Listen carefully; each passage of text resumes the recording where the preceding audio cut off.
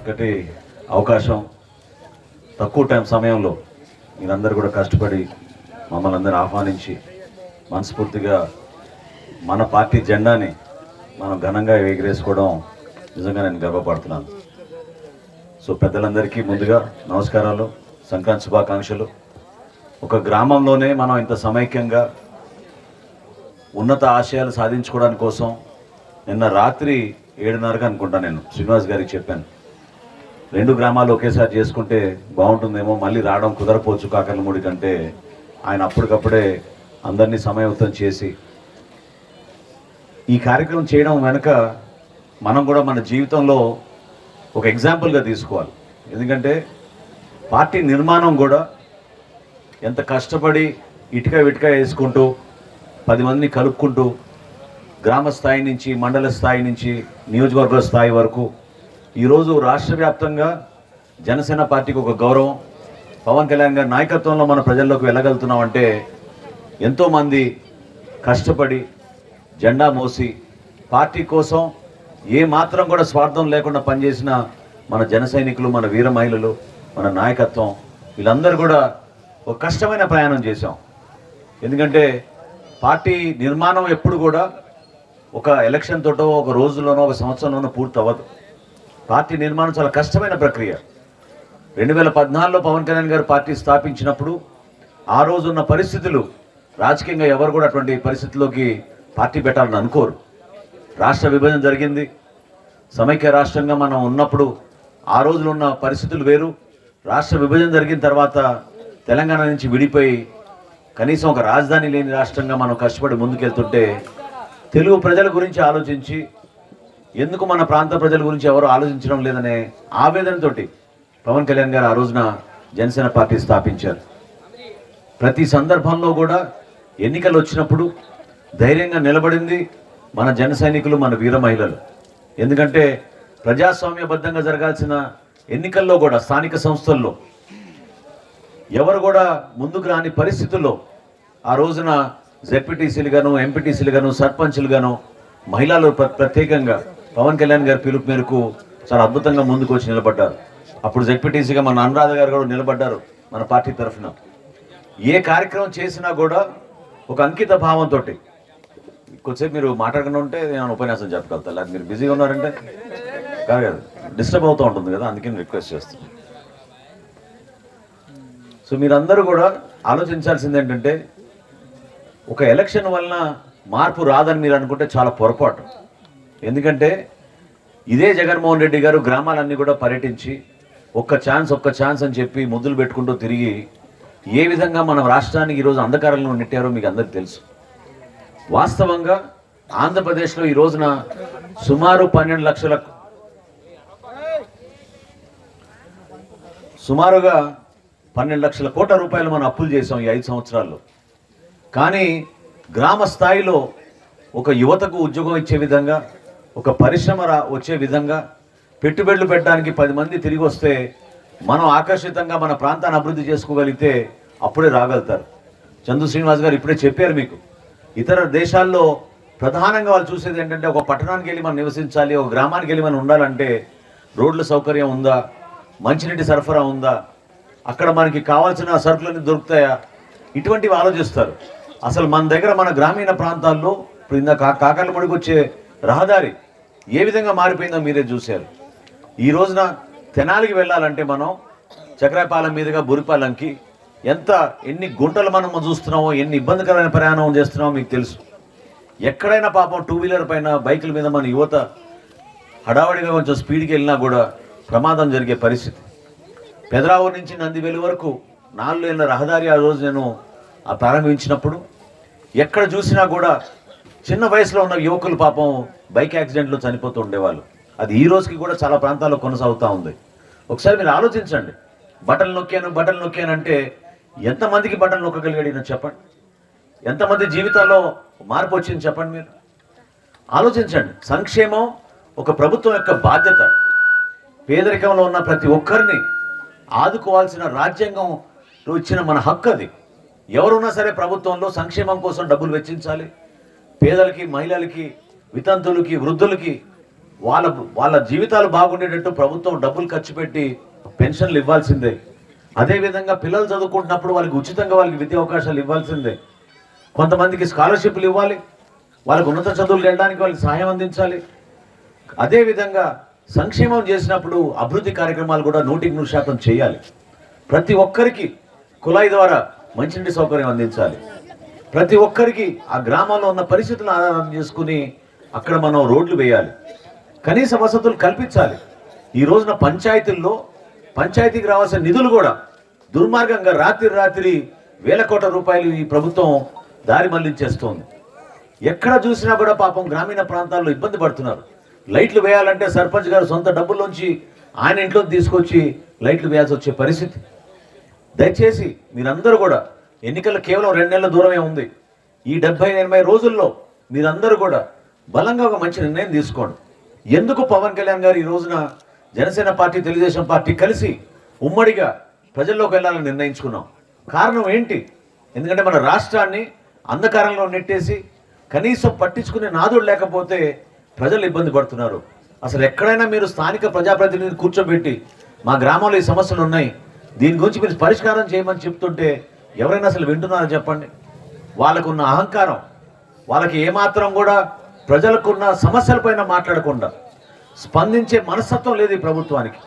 వాళ్ళు కేవలం వాళ్ళ ఆస్తుల గురించి, వాళ్ళ డబ్బుల గురించి, వాళ్ళ పదవుల కోసం పరిమితం అయ్యారు. కానీ రాష్ట్ర వ్యాప్తంగా ప్రజలు పడుతున్న ఆందోళనతోటి, వాళ్ళు పడుతున్న ఇబ్బందుల గురించి వీళ్ళు ఎక్కడ కూడా మాట్లాడుకోలేకపోతున్నారు. ప్రజలు కూడా ఆ విధంగా ఎదురు చూస్తున్నారు. ఎందుకంటే రైతులు ప్రత్యేకంగా మన ప్రాంతంలో ఎక్కువగా రైతాంగం ఉంది కాబట్టి ఈ 9 పంటలు నష్టపోయినాయి ఇప్పటి వరకు. 9 సార్లు రైతులు నష్టపోయారు ఈ 5 సంవత్సరాల్లో. 9 సార్లు ప్రభుత్వం ఏదో కబుర్లు చెప్తున్నారు, సర్వే చేపిస్తామంటారు, గ్రామీణ ప్రాంతాల్లో వస్తున్నారు, అధికారులు వస్తున్నారు అంటున్నారు. ఏమనంటే రైతు భరోసా కేంద్రాలు ఉన్నాయంటున్నారు. ఎక్కడున్నాయి రైతు భరోసా కేంద్రాలు? దేనికి ఉపయోగపడ్డాయి చెప్పండి? ఒక గింజ ఇచ్చారా? ఒక ధాన్యం కొనుగోలు చేశారా? ఫర్టిలైజర్ మీకు అందించారా? మీకు అవసరం ఉన్నప్పుడు మన వ్యవసాయ అధికారి వచ్చి మీ ప్రాంతాల్లో పర్యటించి మీ పంటల గురించి మీకు ఏమైనా సమాచారం అందించారా? ఏమీ లేదు. కేవలం ఒక 3,600 కోట్ల రూపాయలు ఈ రైతు భరోసా కేంద్రాలు నిర్మించామని చెప్పి దానికి డబ్బులు లాగేశారు. రంగులు కొట్టడానికి ప్రభుత్వ బిల్డింగ్లు, మన ఆస్తులు, ఎప్పటి నుంచో ఉన్న ఆస్తులు ఇవి, దానికి వైసీపీ రంగులు కొట్టడానికి కోసం 2,000 కోట్ల రూపాయలు వీళ్ళు వెచ్చించారు. ఎంత నష్టం కలిగింది మన రాష్ట్రానికి, మన ప్రజలకి చెప్పండి మీరు? అనవసరంగా డబ్బులు వృధా చేసి ఈ రోజున మళ్ళీ వీళ్ళు తిరిగి వస్తున్నారు ఓట్ల కోసం. దయచేసి మీరు గమనించాల్సిన పవన్ కళ్యాణ్ గారు తీసుకున్న నిర్ణయం, ఆ రోజు ఇప్పటంలో జరిగిన సభలో మీరు చాలామంది వచ్చి పాల్గొని ఉంటారు. ఆ రోజున ఇప్పటంలోనే 2 సంవత్సరాల క్రితం ఆయన సుమారు ఎన్నికలకి ఇంకా 2.5 సంవత్సరాల దూరం ఉన్నప్పుడు కూడా ఆయన ఒక మంచి నిర్ణయం తీసుకుని ప్రతిపక్ష ఓటు చీలనివ్వకూడదు, ఎట్టి పరిస్థితిలో కూడా వైఎస్ఆర్సీపీ విముక్త ఆంధ్రప్రదేశ్ రావాలి అని ఆయన తపనతోటి ఆ రోజు నిర్ణయం తీసుకున్నారు. ఈ రోజున జనసేన పార్టీ, తెలుగుదేశం పార్టీ ఉమ్మడిగా ప్రజల్లోకి రాబోతున్నాం. ఎన్నికల్లో ఖచ్చితంగా మాకున్న సమాచారం ఎట్టి పరిస్థితుల్లో కూడా విజయం సాధించుతున్నాం. ప్రభుత్వం మనది. ఈ ప్రభుత్వంలో మీరందరూ కూడా భాగస్వాములు అవ్వాలి. ఎందుకంటే మన కోసం ఇది. పవన్ కళ్యాణ్ గారు నిలబడేది ఆయనకు ఒక పదవి కోసమో లేకపోతే ఆయనకి ఆస్తులు పెంచుకోవడానికి కోసం కాదు. నిజాయితీగా మన సామాన్యులను ఆదుకోవాలి, మన ప్రజలను ఆదుకోవాలి, మన గ్రామీణ ప్రాంతాలు ఇంకా మెరుగుపరచాలి, యువతకు చక్కటి అవకాశం కల్పించాలని ఆయన పదే ఆలోచించుకుని చేసిన కార్యక్రమం. దాన్ని దయచేసి మీరందరూ కూడా అర్థం చేసుకోండి. ఈ రోజున నేను చెప్తున్నా మీకు తెనాలి అభివృద్ధి గురించి ప్రతి సందర్భంలో కూడా చాలామంది నా దృష్టికి తీసుకొచ్చినప్పుడు నేను చాలా గర్వంగా భావిస్తాను. ఎందుకంటే ఒక అవకాశం కల్పించినప్పుడు ఆ పదవిని అలంకరణ కోసమో స్వార్థం కోసం వాడుకునే వ్యక్తిని కాదు నేను. ఆ పదవిని మన ప్రజల కోసం వాడాను. ఈ ప్రాంతాన్ని అభివృద్ధి చేయాలని నేను కష్టపడ్డాను. ఏ గ్రామంలో చూసినా రోడ్లు వేసాం, ఏ గ్రామంలో చూసినా మంచినీటి సౌకర్యం తీసుకొచ్చాం. ఆ రోజు రక్షిత మంచినీటి పథకం తీసుకొస్తే మా గ్రామాలకు ఎందుకు అవసరం అని అనుకున్నారు, కానీ తెలియదు. వాస్తవంగా మనకి ఆరోగ్య సమస్యలు వస్తున్నాయి, ఇక్కడ ఉన్న భూగర్భ జలాలు బాగా కలుషితం అయిపోయినాయి, అనేక సమస్యలు ఉన్నాయి ఇక్కడ అనేది చాలామందికి తెలియక మన ఇంట్లో వేసుకున్న 30 అడుగుల పంపులతోటే మనం నీళ్ళు తాగుతూ ఉంటే మన ఆరోగ్యాలు చెడిపోతూ ఉన్నాయి. ఖచ్చితంగా రాబోయే ప్రభుత్వంలో ఉమ్మడి మేనిఫెస్టో ఏదైతే మేము ప్రణాళిక సిద్ధం చేశామో అందులో భాగంగా జనసేన పార్టీ, తెలుగుదేశం పార్టీ మీకు మాట ఇస్తోంది. ఇంటింటికి కొలాయి నీళ్ళు అందించేటట్టు ఒక నిర్ణయం తీసుకుని దానిపైన డబ్బులు వెచ్చించి తీసుకురాబోతున్నాం మీ అందరికీ కూడా. అదేవిధంగా అన్నదాత అనే కార్యక్రమం తెలుగుదేశం పార్టీ నుంచి సూపర్ 6 అనే పథకంలో వాళ్ళు తీసుకొచ్చినప్పుడు చంద్రబాబు నాయుడు గారు రైతులకు 20,000 రూపాయలు రైతు భరోసా కింద ఇస్తామని చెప్తే పవన్ కళ్యాణ్ గారు మాట్లాడి కాదు రైతులే కాదు కౌలు రైతులు కూడా మనం ఇది వర్తించినట్టు చేయాలని ఒక నిర్ణయం తీసుకుని దాన్ని ముందు తీసుకొచ్చారు. ఎందుకంటే ఈ రోజున పాపం చాలా దయనీయమైన పరిస్థితుల్లో మన రాష్ట్రంలో నివసించేది కష్టపడి బతికేది మన కౌలు రైతులు. మీరెవరు నమ్మరు చెప్తే విషయాలు. జగన్మోహన్ రెడ్డి గారు ముఖ్యమంత్రి అయిన తర్వాత ఈ 5 సంవత్సరాలు మన రాష్ట్రంలో 3,000 మంది కౌలు రైతులు ఆత్మహత్య చేసుకున్నారు. 3,000 మంది. మన జిల్లాలో కూడా తెనాలి నియోజకవర్గాల్లో కూడా 6 పాపం ఆత్మహత్య చేసుకున్నారు. వీళ్ళందరికీ సత్తెనపల్లిలో ఒక మీటింగ్ పెట్టి మన గుంటూరు జిల్లాలో 213 మంది కుటుంబాలకి అంటే 2,13,00,000 రూపాయలు జనసేన పార్టీ పవన్ కళ్యాణ్ గారు ప్రతి కుటుంబానికి 6.5 లక్షల రూపాయల చొప్పున మేము అందించాం. రాష్ట్ర వ్యాప్తంగా ఏ ఒక్క రాజకీయ నాయకుడు చేయని కార్యక్రమం ఈ రోజున కౌలు రైతుల కోసం పవన్ కళ్యాణ్ గారు చేశారు. భారతదేశంలో ఎవరున్నారో చెప్పండి, సొంత డబ్బు 5 కోట్ల రూపాయలు ఆయన విరాళం ఇచ్చి రాష్ట్ర వ్యాప్తంగా అనేక మంది సహాయం చేస్తే మన పెద్దలు శ్రీనివాసరావు గారు కూడా ఆ రోజు వచ్చి అమెరికా నుంచి ఆయన కూడా 10 లక్షల రూపాయలు కౌలు రైతుల కోసం ఆర్థిక సహాయం చేశారు ఆయన. అటువంటి వ్యక్తులు ఉన్నారు మన సమాజంలో. మీరందరూ కూడా గర్వపడాల్సింది ఏంటంటే నిజాయితీగా విలువలతో రాజకీయాలు చేస్తే సమాజం మనని గౌరవిస్తుంది, గుర్తిస్తుంది. అంతేగాని అబద్ధాలు చెప్పి దొంగ మాటలు చెప్పి ఎలక్షన్ల ముందు ఒక మాట ప్రభుత్వంలో వచ్చిన ఒక మాట చెప్తే మన ప్రాంతానికి మనం నష్టం కలిగించుకుంటున్నాం. ఏ ఒక్క యువకుడికైనా ఇంతమంది యువకులు ఉన్నారు, ఎవరైనా చెప్పండి మీకు ఏమైనా ఉద్యోగ అవకాశాలు వచ్చినాయా? ఏమైపోయింది మీ జాబ్ క్యాలెండర్? ఏమైపోయింది మెగా డిఎస్సి? సిగ్గు లేకుండా ఇప్పుడు మంత్రి ప్రకటన చేస్తున్నాడు, వచ్చే వారం మెగా డిఎస్సి ప్రకటిస్తారంట. నువ్వు ఉండే పుణ్యకాలమే ఇంకో 4 రోజులు. ఈ 4 రోజులు నువ్వు ఏం చేయగలుగుతావు? నువ్వు ఉద్యోగం ఎక్కడి నుంచి తీసుకొస్తావు చెప్పండి. ఇంత మూర్ఖంగా వీళ్ళు ఆలోచించి ఎవరి గురించి కూడా పట్టించుకోలేదు. ప్రతి వర్గానికి దెబ్బ కొట్టారు. ఈ రోజున ప్రభుత్వంలో పనిచేసే అధికారులు, అదేవిధంగా ప్రజలు, రైతులు, మహిళలు, విద్యార్థులు అందరూ కూడా ఈ సమస్యలు ఎదుర్కొని చెప్పుకోలేని పరిస్థితుల్లో బతుకుతూ ఉన్నారు. నిలబడండి. దయచేసి మీ ఓటు విలువ గురించి మీరు ఒకసారి అర్థం చేసుకోండి. ఇంకోసారి పొరపాటు చేయబాకండి.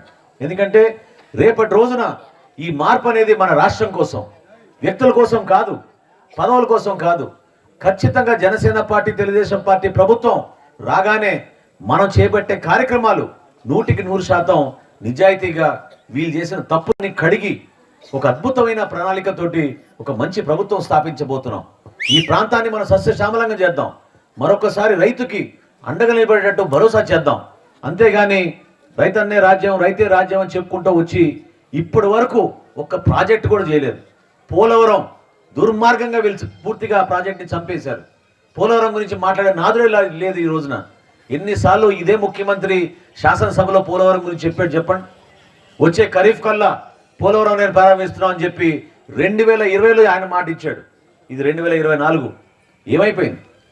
ఈ రోజున ఒక మంచి ప్రణాళిక మీ ముందు తీసుకొచ్చి ప్రతి చేతికి పని, ప్రతి పంటకు నీరు అనేది జనసేన నినాదం.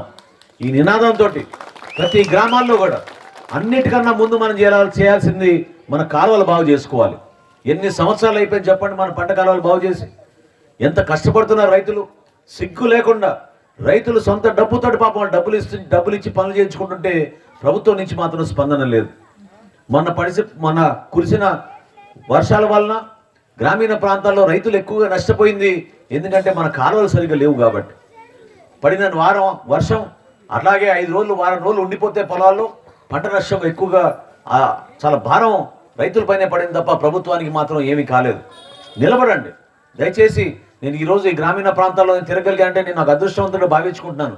ఇక్కడే మా తండ్రి గారు నాదెళ్ల భాస్కరరావు గారు 1983లో శాసనసభ్యుడిగా ఎన్నికైన తర్వాత రాష్ట్రానికి ఆయన ఆర్థిక మంత్రిగా చాలా అద్భుతమైన కార్యక్రమాలు ఆ రోజు తీసుకొచ్చారు. దాని తర్వాత ముఖ్యమంత్రిగా కూడా మన ప్రాంతానికి ఆ రోజున షుగర్ ఫ్యాక్టరీ తీసుకొచ్చి జంపన్లో ఆయన చేసిన కార్యక్రమాలు చాలా రైతుకు ఉపయోగపడే విధంగా ఆయన నిలబడ్డారు. పెద్దలందరూ కూడా ఇక్కడ ఉన్నారు. రైతులు ప్రత్యేకంగా మీరు ఆలోచించాల్సింది, ఏ విధంగా మిమ్మల్ని ఇబ్బంది పెడుతుంది ఈ ప్రభుత్వం. పట్టాదారు పాస్బుక్లు కూడా ఈ ప్రభుత్వం చేసింది ఏంటంటే జగన్మోహన్ రెడ్డి గారి ఫోటోలు పెట్టుకున్నారు తప్ప మీకు ఎవరు కూడా న్యాయం చేయలేదు.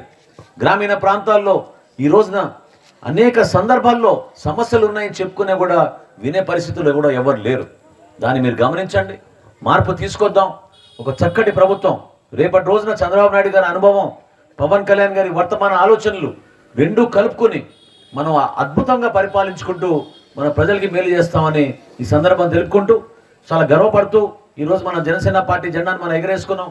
సహకరించిన ప్రతి ఒక్కరికి, ఎందుకంటే ఒక్క 9-10 గంటల్లోనే మీరు ఈ విధంగా నిర్మాణం చేసుకోగలిగారంటే మన పార్టీ నిర్మాణాన్ని కూడా మీరు అదే విధంగా అంకిత భావంతో పనిచేసుకుంటే 100% మనం విజయం సాధిస్తాం, ప్రభుత్వాన్ని మనం స్థాపిస్తాం. అది ఆలోచించండి మీరు. ఎందుకంటే 10 మంది కలిసి చేద్దాం మనం రేపు సాయంత్రం కార్యక్రమాన్ని మీరు నిర్ణయించుకున్నారు, మీరు సాధించుకోగలిగారు. అదేవిధంగా మన ప్రాంతంలో మనందరం కూడా పార్టీ కోసం కొంచెం సమయం వెచ్చించి పెద్ద మనసుతోటి పవన్ కళ్యాణ్ గారు ఇచ్చిన పిలుపు మేరకు పెద్దన్న పాత్ర పోషించి ఇతర కులాలను కూడా మనం కలుపుకుని అందరినీ పార్టీలోకి తీసుకొచ్చి మన పార్టీ విజయం కోసం మీరు అహర్నిశలు కృషి చేస్తారని మనస్ఫూర్తిగా నేను ఈ సందర్భంగా మీకు గుర్తు చేసుకుంటూ చక్కటి అవకాశం కల్పించి నన్ను ఆహ్వానించినందుకు పేరు పేరున ప్రతి ఒక్కరికి నేను నమస్కారాలు తెలుపుకుంటూ సెలవు తీసుకుంటున్నాను. జై జనసేన, జై జనసేన, జై హింద్. చూసారు కదండి, మరి ఈ వీడియో కనుక మీకు నచ్చినట్లయితే ఒక లైక్ కొట్టేసి మీ అభిప్రాయాన్ని కూడా కామెంట్ బాక్స్లో తెలియజేస్తూ ఇలాంటి ఇంట్రెస్టింగ్ అప్డేట్స్ కోసం మా ఛానల్ని సబ్స్క్రైబ్ చేసుకోండి.